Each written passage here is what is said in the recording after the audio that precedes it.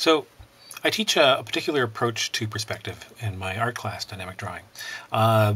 It's an intermediary class, so we don't really do the basics, although I do introduce some of the principles. Basically 3-point perspective, and 1-point, 2-point horizon line, vanishing points. But we also spend a lot of time focusing on the evolution of the concept of linear perspective, and also just basically thinking about perspective in terms of a point of view for the viewer. And there are a lot of other ways to help establish depth and position and block a shot that don't involve strict use of linear perspective. And then also, even when I'm using something related to it on the page, I don't do a lot of rulering and careful linear perspective. I've spent a lot of time studying that.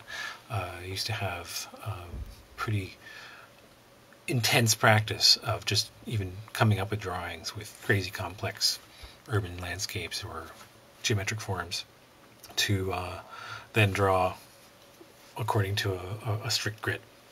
I always found aspects of that frustrating, and distortion was a real issue that was hard to get away from. Until I did a job in an animation studio where basically I'd throw away my rulers for all sorts of things and just start freehanding everything. I was just a requirement of the style and the job. And that was a bit of a revelation for me. And I started exploring something I think I already did in terms of trying to draw space and depth convincingly on the page. But I started doing it in a much more abstract but yet tangible, ironically, way, because I literally kind of feel my way through it. And in the class, basically, I presented is that the goal isn't really to make a correct drawing. The goal is to make a drawing that communicates something to the reader. If you want to do photorealism and precision, you can look into that, but most of the time we're looking for some sort of reasonable balance between representation and expression.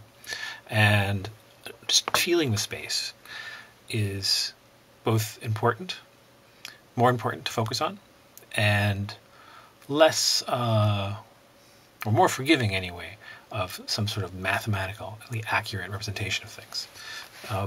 There are some interesting reasons for that, the least of which being that the way we see the world isn't in fact correctly represented by strict linear perspective. We have two eyes, and that means that we have a weird bifocal, amalgamated, and incidentally curvilinear perception of the world that appears flattened, if that's the word, to us because of the way our brain processes the information we receive, and not to mention the structure of the eye itself. So really we see things in a kind of interesting curvilinear way.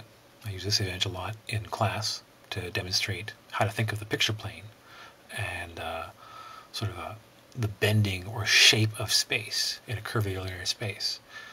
And if you have this grid in your head, you don't actually need to draw all the lines all the time. You just need to figure out what your camera angle is. And then you don't have to draw the grid precisely. And I often think about this version, which shows our actual field of view, when I'm thinking about how to represent a space. So what inspired this particular video is to talk about that. And then because I was in the middle of drawing a scene for Dracula, and I've got these shots of the school, the Solomancy, and I'm supposed to do another shot that was going to be much more tight, close to on, but actually I want to repeat this pattern once more of these longer shots with wide curvilinear spaces. And I had to think out these tables from here now. If the camera was right there, looking out at this space, and had a very wide lens. So what I've done is I have kind of figured out that my vanishing point, or kind of vague point of directing space, is there. And I gave myself a couple of very quick loose light guides, but from that point on, I'm just freehanding. I'm kind of trying to point things the way you would there, but I let actually a lot of distortion happen, pretty much along what would be described well as sort of lines like this. And you know, if this is considered a center point, that lines tend to always curve in these ways, that space curves in these ways, so verticals like that and horizontals like that, in a radiating manner. And you can get more or less severe in the degree of the curve. And you can play with sort of distorting and bending space by altering that curve and making it irregular. I don't tend to end up actually drawing these. I'm just sketching that out to sort of indicate what I'm seeing on the page based on a kind of template of the curvilinear grid. And I just build things that feel like, so these, normally in linear perspective, you're pointing now to a vanishing point, one on the ground. Here's a proper term for that, and I'm blanking on it right now. And then this again is the things are curving around the center point. And I'm looking for a very naturalistic, very consistent and even. You'll notice when I'm doing curves and long lines, where I guess you can't really see more than my hand, I'm using my whole arm and not so much my hand. I'm swinging my arm at the in this case, the elbow, and that gives me inherently a curving shape. And I use that with a small alteration in the placement of my hand to get very even lines. And the rule is to use fewer joints. The more joints you use, if I'm moving my whole hand to do these things, the more motor control directions and instructions are required, the more changes for attack and angle, which will reduce variables in your line, occur. So you're looking to reduce the mechanical movement to a smooth minimum in order to gain a smooth line. I don't want that to go up there so much, so I'm going to knock in the next table there.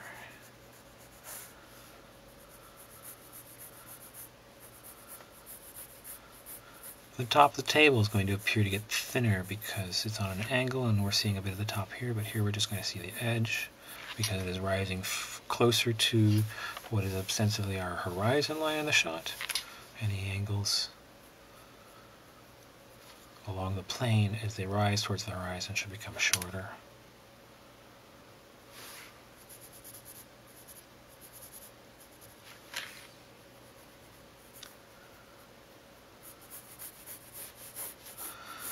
And at this point I'm roughing in blue, and I draw right through the objects to connect things at this stage. When I'm drawing in pencil, I'll omit the line when I need to.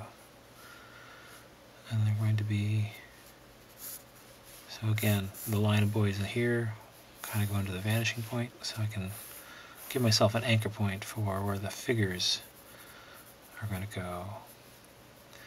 And I'm looking for, now you could actually do lines, I'm looking for a body size between these two, the youngest brother and the older brother, who's actually a little underdrawn here. Probably build him out just a bit more.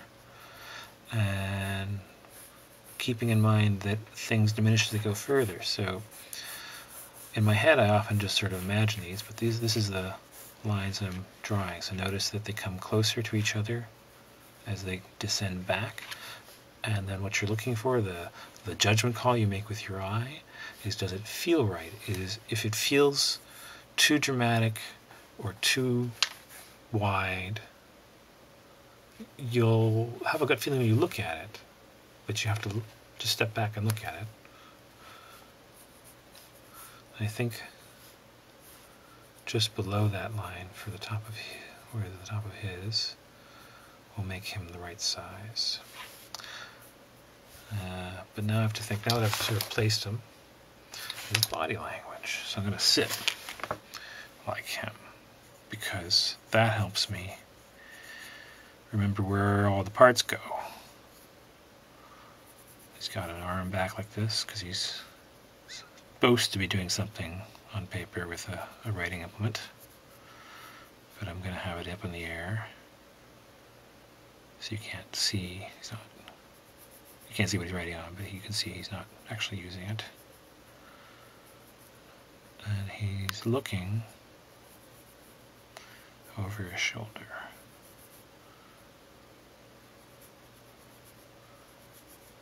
With his head propped up. That hand is too big, but I'm not going to worry about it too much. This is a very rough plotting in. Time to sharpen the pencil.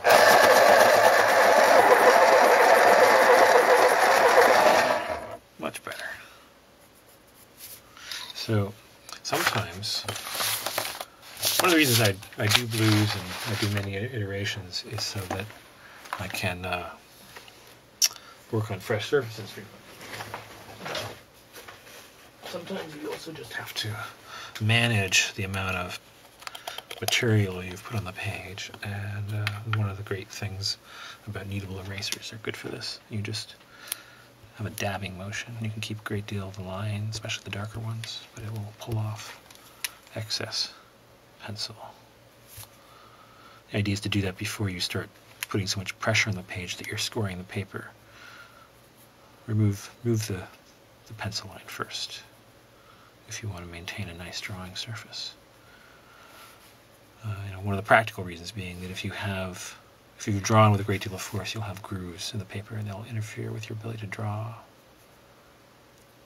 So, something to be mindful of. On paper anyway. You digital folk are going, yeah, what? I don't care.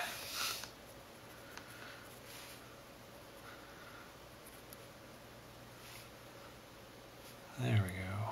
This is body language, and then he's being watched by an older boy next to him.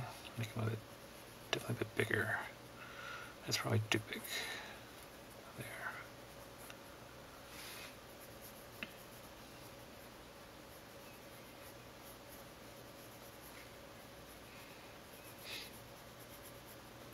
And then Mathis. Those of you following Dracula closely will know that I'm using actors' faces to model the cast in this comic book, just because it makes it easy to maintain likenesses. I don't actually try to draw the actor, but I've been looking for people who age, because the characters age, who've aged in the public eye, that is, so I can find a child acting photo of them, and then also when they're an adult.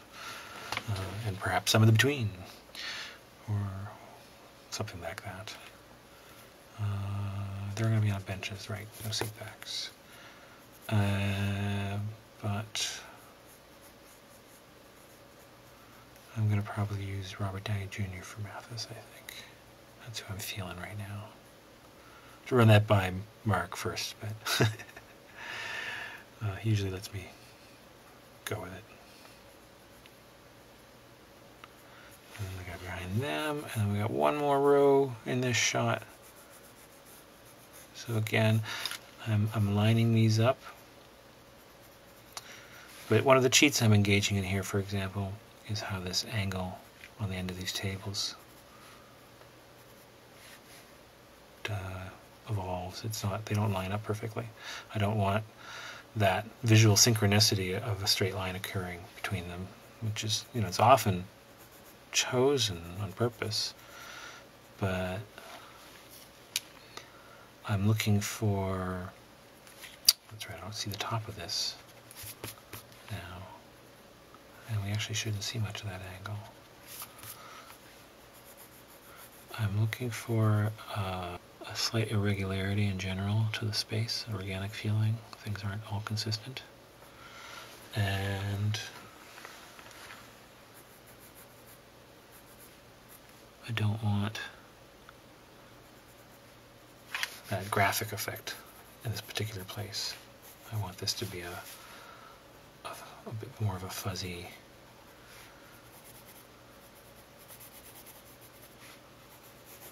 part of shot. The actual framing of the shot is going to be like that. So this is not somewhere I want a strong relationship to occur. There are candles, and the tops will almost perfectly line. So that's cool, but then the front candle will be much bigger, medium. So, diminishing size, I didn't actually, they kind of line up, but technically the vanishing point's there. But then they don't all, I don't necessarily want them all standing in a literal, perfect line. I'm probably going to drop one of them, because I think that middle one is shorter, in fact, than the other shot. That's right. Which then makes this a more interesting grouping of three. As opposed to if they were literally lined up, I'd have to pretty much put them on top of each other, and we wouldn't have any differentiation or as much contribution from them and helping to suggest space. So here I'm actually putting them in a different, unless it was a straight line, pointing at the vanishing point, they're kind of doing their own thing, along with tables.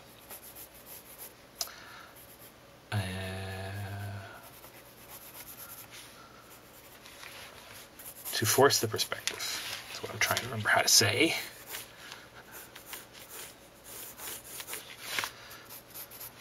So again, I'm not trying to make sure I line it up. I know I'm going somewhere over there. So to line up the corners, I go to find the corner, drop down the line, just hit the paper when I want it to fall in, as opposed to necessarily drawing it all. If you can do that, that's helpful. Makes a clearer sketch. If you don't, just pass right through like that. That's easier. Both work. This will save some mileage on your pencil. That's all. Make a slightly cleaner drawing.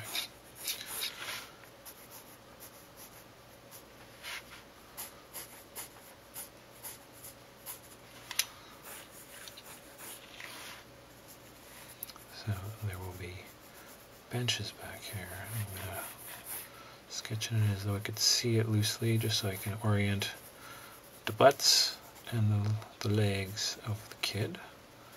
He's going to be short. In fact, I will give him a stool. And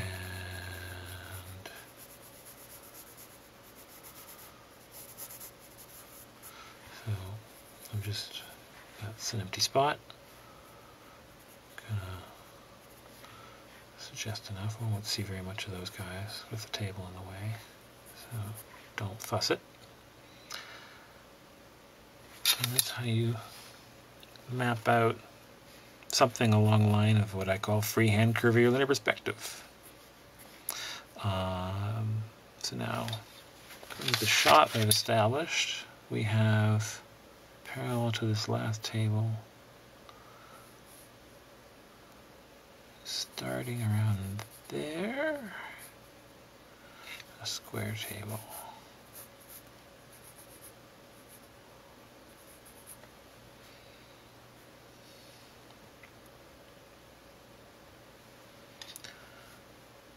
So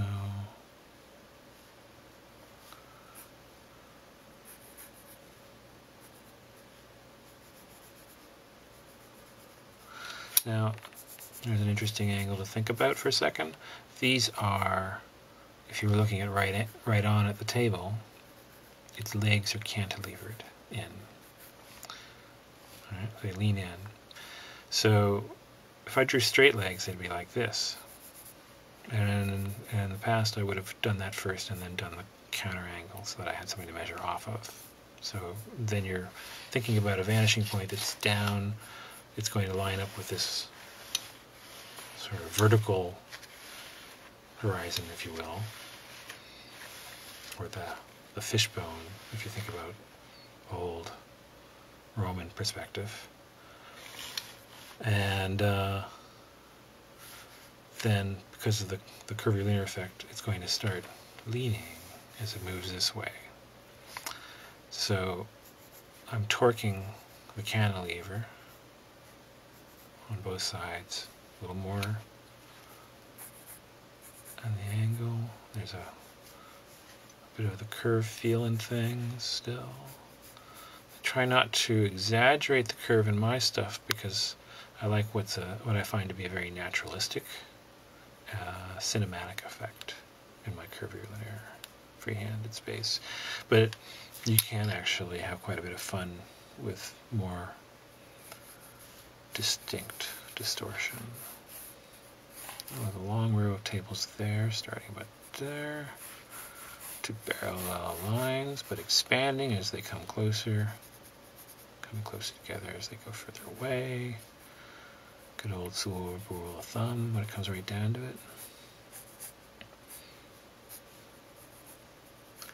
As soon as you start doing that, wherever it's pointing in terms of its diminishing perspective, it will look like it's in perspective to the eye or to the viewer. You'll find in a lot of artists' work, they actually frequently break the perspective for compositional effect. Either distortion, like a wide-angle lens effect, or this curvilinear effect, or real surreal bending of space. I love Kim Jung Gi. I think I mispronounced his name, or I feel very uncertain about my pronunciation. If you look at Kim's work, I always show this piece in class. It's pretty awesome, eh? And it displays. It was one of the first pieces I did this to, and I did it because I had this gut feeling when I looked at it that it would do this. That it displays, perhaps not an intentional, but a very consistent application of not just the sort of curvilinear space I like playing with, very strong use of it. He often goes even wilder in his work. Like, check this stuff out. And that's awesome, eh? But in this piece, he also is using bifocal curvilinear perspective. I drew the lines to prove it. So I show the students this. And here you can see where there are two eyes in the background that line up from where basically the viewer, the camera, would be sitting in this restaurant looking straight out ahead across the table. And then there are also two offset vanishing points in terms of the alignments of certain objects and their edges, basically creating implied lines of sorts, but they're operating within the workspace of a kind of linear perspective by aligning things. And essentially that's all you're doing with good perspective frequently. By doing that, I think that it creates a particular sort of space where there are distortions that feel, first of all, comfortable to us because they're actually kind of close to what we really see in a way. And also make this really enveloping, intense space that you can fall into. And then little distortions like the two offset vanishing points, in terms of the alignments of those groupings of those objects, lends to a circular reading so that you follow to the people at the cash register in the back, and then up through the kitchen, and back along the customers, and back to the people at the cash register over and over and over again. This gives the composition a great deal of energy. So I think the distortion of space really lend to it being a particularly lively composition. So yeah, that's kind of a big idea that I cover in our perspective in class. The way I think about how to render space in a manner that is interesting. It has a bit of novelty. It's got its own intrinsic entertainment value, but also familiar and comfortable. And in terms of representing a point of view, it's very first person. you know? It feels very much like the space is expansive and enveloping.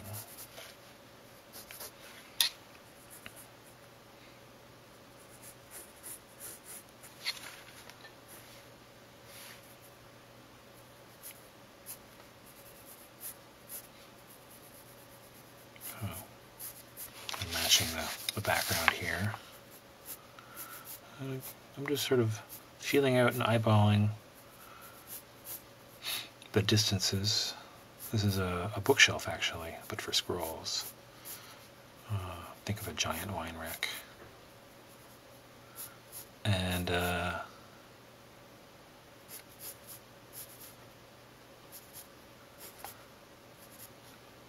know, don't fear the mistakes.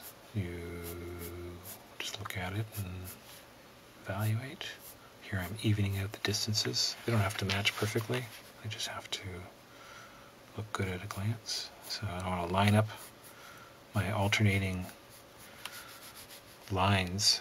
So I started here where I could find one point at the top of the shelf to align with. Aside from the consistency that gives me, it's also what I did in the last shot. So I'm trying to match continuity. I haven't double checked to make sure I've got the same number of cubbies or anything like that, or that they're perfectly the same size. If I'm feeling particularly anal, I might do that, but for this, it's not that important. It really isn't. I'll make little tweaks along the way as I can see overt proportional distortion occurring.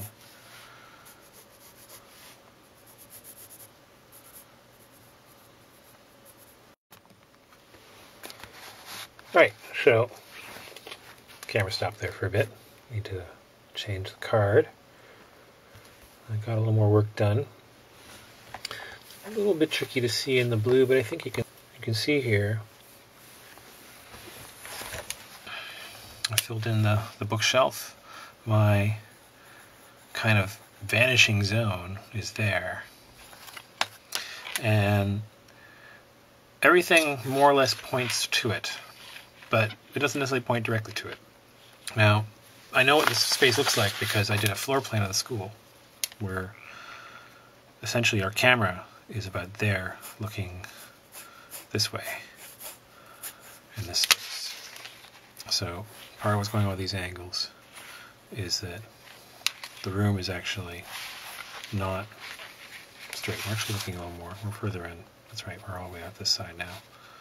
I've moved that way. So that's what we're doing in the space. And this is a wall that's built in the back. There's a storage room back there with a door. And there are candles on stands on either side of the tables. I've roughly loosed in just a foreground one. I don't know if I'll draw this, but I want to know where it is.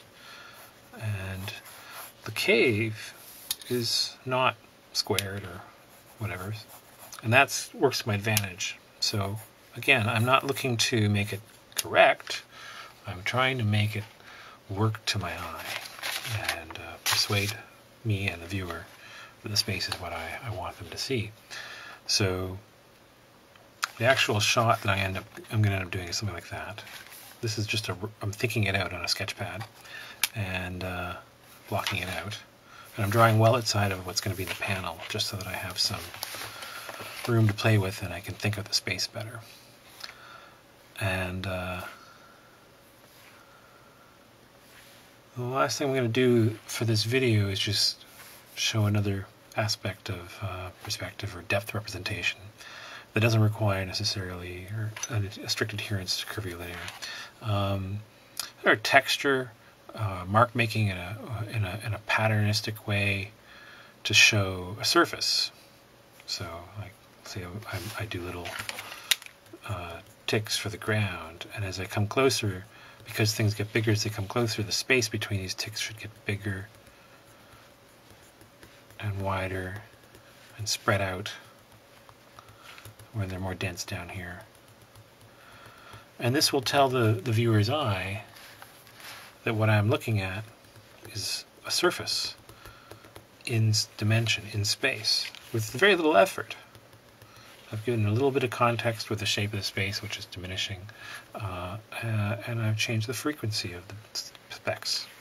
Make it wider, more dispersed as it comes closer to us because the space spreads out. So likewise, with this curved ceiling, it's supposed to be a naturalistic cave that's been honed and refined for the purposes of being used as a solomancy. So it's sort of this shape, and by sort I mean that it will alter throughout the duration of the space, and that'll create alterations in the shape of the space. You could think about different kinds of treatments for the walls, like you could have sort of a scalloping, which would suggest that it was a carved space, because you get a scalloping texture, varying degrees of roughness when people carve a space, because they do in little increments. So there's many little marks made by the tools, and they ultimately be the shapes of the tools, but seen at a distance, you frequently have, if they're visible at all, kind of a scalloping, a textural effect. And that scalloping would be very tight and dense back here, and become larger and more dispersed as it comes closer to the viewer. This changing frequency. And that's all you really need to do to tell the human eye that space is changing. You could also do like ridges, so that, like thinking of like a water curved tunnel, they often have rings, a ring-like look to them. There's a linear lines of erosion when the water's at different levels. It erodes up more at one level and then drops or rises over time and changes that. But then there's also often radial rings to the surface. And also even this sort of scalloping effect, as it becomes more oblique, the angle of attack to the viewer becomes more severe and you see less of the surface. They will sometimes also appear to kind of align, and implied lines occur, and you can kind of suggest that effect using lines. I'm just sketching them in here because, again, this is just a rough plan for what will be the final drawing. So it's a note I made to my class about doing studies, is that it's very important not to overwork and try to finish a study. Sometimes it can look really nice, and it's not necessarily a crime to eventually work a study up to being your finished art if it just goes so well. But my assumption is I'm not going to be drawing this page on this pad of paper. I'm actually doing this now like this because I had to get away from the smaller constraints of how I usually do thumbnail layouts. I wasn't able to explore the space the way I wanted to, so I'm blowing it up. So whatever kind of little texture you render, it always works. And you hear him just being sort of hatchy and hacking at it. This is probably not even going to be in the shot, but I'm thinking out the surface. Basically, my viewer is right up against the wall, so as it gets closer to, we start seeing a really kind of intricate, detailed surface. If that were true, you'd start seeing what's actually making up the larger patterns. And the frequency gets denser further away from us and wider here, but then because of the angle, the severity is still quite sharp. I'm using a lot of linear effects to kind of draw the shape of the space. Now, in my previous renderings of this space, I've worked out they have these deer antler chandeliers, because that feels, I don't know if it's very Byzantine at all, but it feels great in the space. And you're doing drama, essentially. Well, there are times when that's all that matters. Fuck the accuracy. I can't imagine that that's a new idea, but then, I don't know, I'm sort of... I've definitely informed this book. I've done a lot of visual research on Byzantine art and everything. But then when I'm actually drawing the pages, to a certain degree, that's there to inform me, but I kind of just go with my gut. Like, I feel like this would be awesome, because it's fiction, and it'd be much more dramatic and interesting if, you know, the stairwell had a giant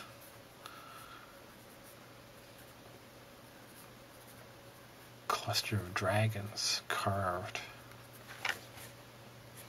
inside of it. Something on another page that I did recently. Right. So there you go. So it's not that I would never use the lines. Clearly, I'm using a sort of linear perspective. I'm sketching linear perspective. But I don't frequently seek to make it more precise than I've done anything here in this sketch. I'll be honing the renderings of individual objects. But if I feel like I get the placement and blocking more or less right in the shot, I leave it alone. Photoshop's great, so I want to. I can go grab that chandelier and tweak it, twist it around. And then I'll scan this rough with a bit more work and print it in blue in part of a set of pencils or roughs for the next page that I'm drawing. I'm just basically block out all these panels on this page individually on a sketchpad like this, and then composite them in Photoshop in the page layout. I always get this question nowadays, why do you do it on paper? And of course, the complication being, why not a computer? Well, because I like to draw on paper. That's how I learned. And it is my preferred tool. And I also find a lot of the things that I do in my finished work, I would have to figure out how to fake. They're more of a simulation, whereas what I'm doing is exploiting natural phenomena that occur with using ink and brushes and pens. They're just intrinsic to the tools. So, you know, I like to, but I use Photoshop a lot too. I do editing and altering. I draw like this, and then I scan and modify. That's totally off topic. So, bifocal, roughly there's 2 vanishing points about an eye's width apart back there, and a lot of times I just deal with that by dealing with this sort of idea of a zone that I'm aiming at rather than a specific point, and then trying to make sure everything properly aligns to that and is just right. No, just right is, you don't see everything nice and just right, precise like that in real life. And the slight fuzziness of my approach, I think, gives me more of a naturalistic, curvilinear space that feels intimate and familiar as the way we perceive things.